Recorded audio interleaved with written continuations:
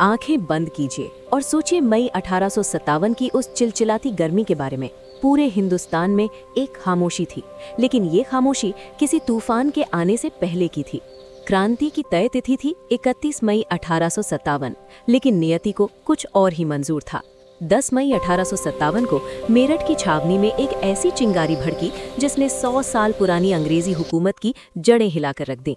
ये सिर्फ एक सैनिक विद्रोह नहीं था दोस्तों, ये थी हमारे हिंदुस्तान की पहली आज़ादी की लड़ाई। अब सवाल ये उठता है कि क्या महज एक दिन के गुस्से ने इतनी बड़ी क्रांति को जन्म दे दिया? जी नहीं, इसके पीछे 100 सालों का जहर था जो अंग्रेजों ने हिंदुस्तान की रगों में घोला था। आइए इसे 4 मुख्य कारणों से समझते हैं। पहला, राजनीतिक कारण।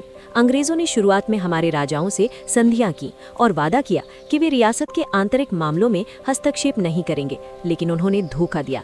डलहौजी ने गोद लेने की प्रथा को अमान्य कर दिया। उदाहरण के लिए, जब करौली के राजा नरसिंह पाल ने भरत पाल को गोद लिया तो अंग्रेजों ने उसे राजा मानने से ही इनकार कर दिया। राजाओं के अधिकार छीने जा रहे थे और वो अंदर ही अंदर सुलग रहे थे। दूसरा, आर्थिक कारण। अंग्रेजों ने हमारी अर्थव्यवस्था की कमर तोड़ दी। उन्होंने राजाओं से टैक्स नकद में लेना शुरू कर दिया, जिससे किसानों पर भारी दबाव पड़ा। क्या आपको पता है अंग्रेजों ने चालाकी? अगर भारत का कोई मजदूर एक शर्ट बनाता था तो उस पर अंग्रेज 200 रुपए का टैक्स लगा देते थे ताकि वो शर्ट 300 रुपए की बिके।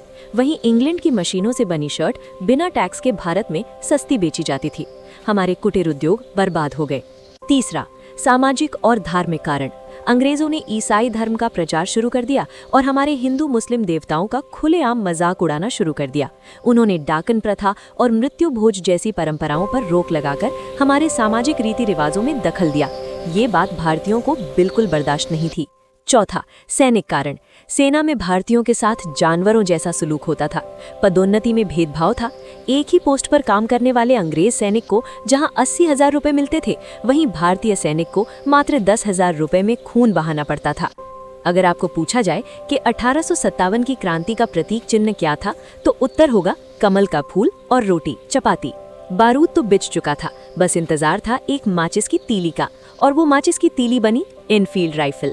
अंग्रेजों ने सेना में पुरानी ब्राउन बेस बंदूक को हटाकर नई एनफील्ड बंदूक शामिल की। इस बंदूक के कारतूस पर एक चिकनाहट होती थी जिसे लोड करने से पहले मुंह से काटना पड़ता था।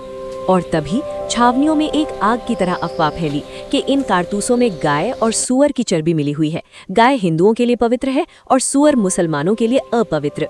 दोनों धर्मों के सैनिकों को लगा कि अंग्रेज उनका धर्म भ्रष्ट करना चाहते हैं। इसी बात पर 34वीं नेटिव इन्फेंट्री के वीर सिपाही मंगल पांडे का गुस्सा फूट पड़ा और यहीं से शुरू हुआ वो किस्सा जिसने 10 मई 1857 को पूरे देश में क्रांति की आग लगा दी। अब ये क्रांति सिर्फ छावनियों तक सीमित नहीं रही, ये आग पूरे उत्तर और मध्य भारत में फैल गई। चलिए देखते हैं क्रांति के प्रमुख केंद्र और उनके नायक। पहला, दिल्ली और बहादुर शाह जफर। क्रांतिकारी सैनिकों ने तय किया कि अंग्रेजों के जाने के बाद भारत का बादशाह कौन होगा। उत्तर था अंतिम मुगल सम्राट बहादुर शाह जफर। विद्रोही सैनिक मारो फिरंगी दिल्ली चलो का नारा देते हुए दिल्ली की तरफ निकल पड़े।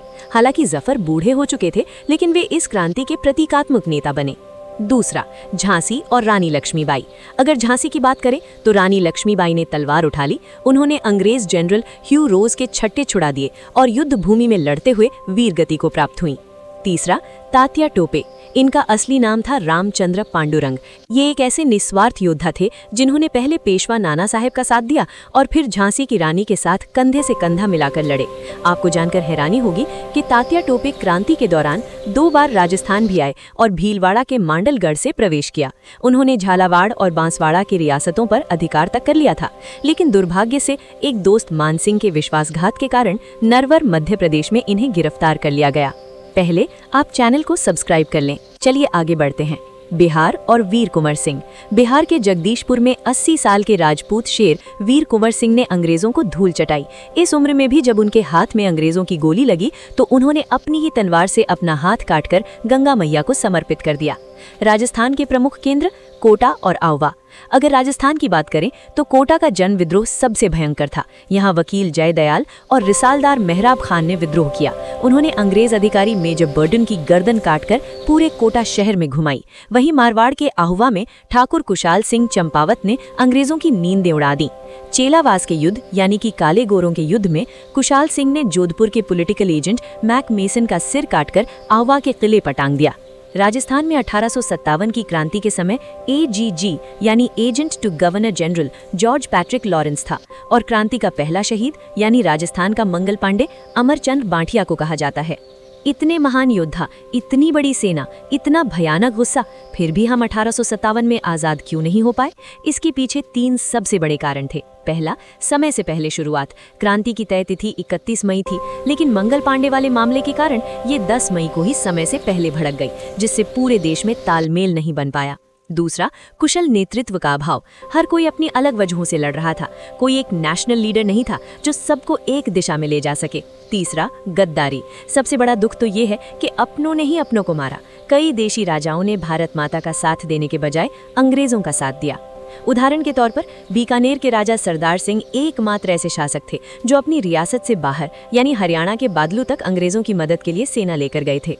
अगर इन राजाओं ने क्रांतिकारियों का साथ दिया होता तो तस्वीर कुछ और होती। भले ही हम 1857 में जीत नहीं पाए, लेकिन इसके परिणाम युगांतकारी थे। इस क्रांति ने अंग्रेजों को समझा दिया कि हिंदुस्तानियों को कमजोर समझना उनकी सबसे बड़ी भूल है। इसके तुरंत बाद ईस्ट इंडिया कंपनी का राज हमेशा के लिए खत्म कर दिया गया और भारत की सत्ता सीधे ब्रिटिश क्राउन यानी महारानी विक्टोरिया के हाथों में चली गई। सेना का पुनर्गठन हुआ और अंग्रेजों ने राजाओं की जमीनें हड़पने की नीति डॉक्ट्रिन ऑफ लैप्स को बंद कर दिया। अब से हर हफ्ते आपको विभिन्न कॉम्पिटिटिव एग्जाम से जुड़े टॉपिक्स पर एक ऐसा ही डिटेल्ड इंटरेस्टिंग वीडियो मिलेगा, इसलिए इस चैनल को सब्सक्राइब कर लें। 1857 की क्रांति कोई फेलियर नहीं थी, ये वो नींव थी जिस पर 1947 की आज़ादी की इमारत खड़ी हुई। मंगल पांडे की वो गोली, झांसी की रानी की वो तलवार, तात्या टोपे का वो बलिदान और औदा कोटा के वो शूरवीर, ये सब आज भी हमारे खून में दौड़ते हैं। आज का नया भारत उन्हीं क्रांतिकारियों के सपनों का भारत है। जब भी आप अपने एग्जाम की तैयारी करते हुए थक जाएं, तो बस उन वीरों को याद कर लेना जिन्होंने बिना किसी स्वार्थ के अपना सब कुछ भारत माता के लिए लुटा दिया। अगर आपको इस वीडियो से कुछ नया सीखने को मिला है और 1857 की क्रांति का ये जज्बा आपके दिल तक पहुंचा है, तो वीडियो को लाइक करें, चैनल को सब्सक्राइब करें और कमेंट में जय हिंद जरूर लिखें। मिलते हैं अगले इतिहास के पन्ने के साथ। तब तक के लिए पढ़ते रहिए, बढ़ते रहिए। वंदे मातरम।